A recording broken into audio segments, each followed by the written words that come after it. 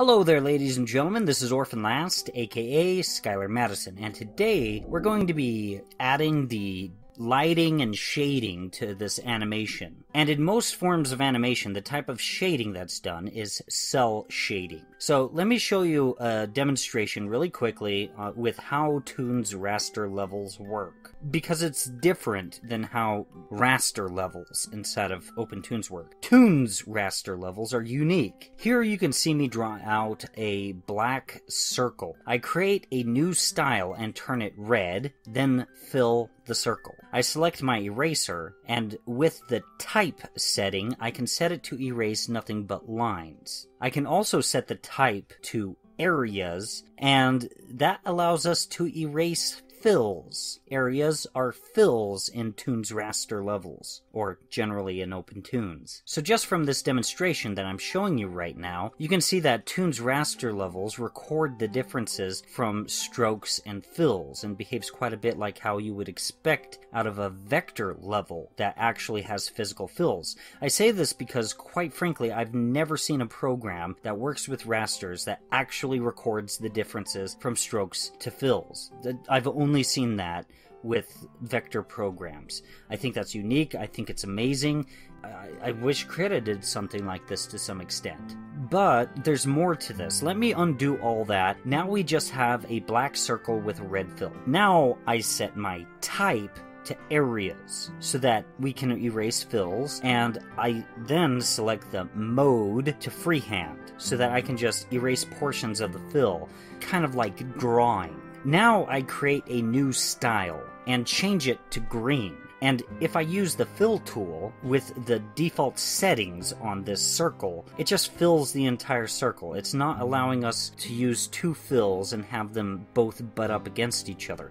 However, if I undo that and tick the selective checkbox in the tool options with the fill tool selected, and then change the type to freehand and draw out the general vicinity of where I want the fill, I can now have two fills butting up against each other. This allows us to have 2, 3, 4, 5, however many fills you want, all butted up against each other all at once. This is extremely useful, and that's the general idea of what we're going to be doing and working on inside of this video, this tutorial, I guess. You've already seen what it can do with me showcasing the finished product at the beginning of the video, but the rest of this video is generally me showcasing the workflow and my experience of how this works. And I'd like to actually give special thanks to Behemoth for teaching me this specific workflow. I've always been impressed with all of his animations. Just great work.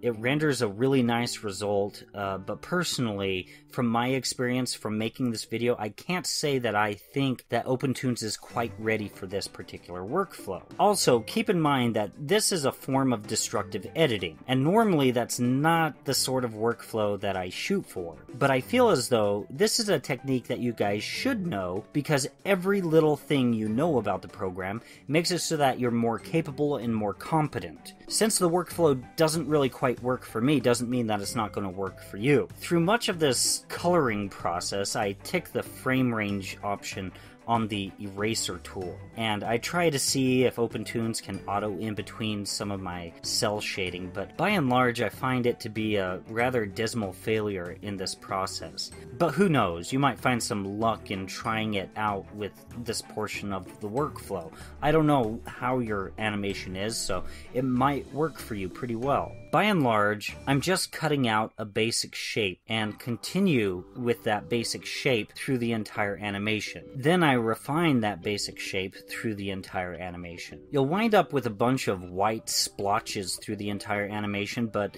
that's fine, just like how I showed you. Setting your fill tool to freehand and having the selective checkbox ticked in the tool options will allow you to color shadows and highlights on your entire animation. One thing that I like about the shading process is that although this is a super basic cartoon character, the shading process has really allowed me to form contours onto his facial features that feels almost sculptural to me. As I moved further with the process of creating my shadows and highlights, I wound up running into what I'd call glitches in the toonz raster level. Oftentimes, toonz would completely reshape my erased areas. Sometimes it even recolor everything right back to the skin tone. So for some frames, I had to actually redo all my shadows and highlights all over again. I can recall 1 or 2 particular frames where I had to do this 3 or 4, maybe even 5 times until I was able to color all of my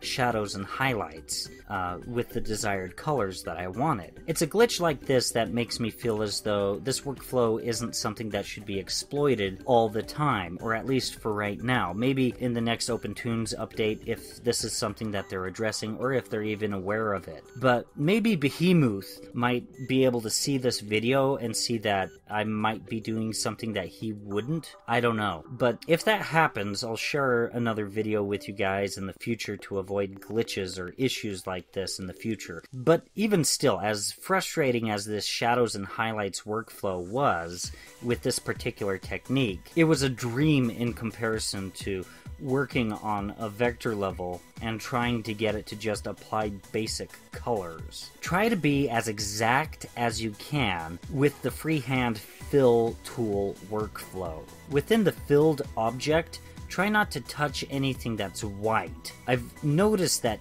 doing that will oftentimes recolor the entire face, and there's no undoing it. No amount of pressing Ctrl-Z will bring it back. That's why I'm calling it a glitch. That's why I'm saying toonz may not be quite ready for this particular workflow. But it's worth giving it a shot, and it's worth knowing that toonz is capable of doing this. When doing this workflow, try not to exceed outside of the lines. Color within the lines. Try to make each frame match. Think of how the lighting would affect the character's face as the character's face is turning. In my previous tutorial, I actually showed you guys this workflow, but it was over something so small, and my description of it was so basic that I don't think anyone even caught it. Eventually, I completely abandoned trying to use the frame range option on the eraser tool and just started to work on the animation with just the default eraser options. And at that point, I kind of just felt like I might as well have been using a completely different workflow for the shadows and highlights. I just wanted to try out a new approach that Behemoth taught me and share it with you guys. By the time that the animation is finished, some of the shadows and highlights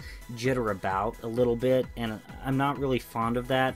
And yet again, I kind of feel like a different workflow could prevent that from happening. It just, something about the onion skins, for some reason, onion skins will not show colors, how the colors interact from one level to another. So to me, it just seems like there's a different approach to this, and I feel like I can do this differently. Anyways, that concludes the commentary for this video, but watch through this. Try to observe mistakes that I made. Try to remember what I've said so far, and try to see how it happened on the screen. Maybe you might be able to avoid some of the pitfalls that I went through, and you'll see me color and recolor the shadows and highlights and have to redo it over and over again. It is frustrating, but again, it is better than the workflow with the vectors and trying to just get the basic coloring down. With trying to color with the vectors and the non-physical fills, really by the time that you do the basic coloring, you kind of just feel like, okay, I'm done. I've spent so much time coloring this, and all I got is the basic colors. I'm done. And I don't want you guys to feel discouraged. I just want you guys to try something new.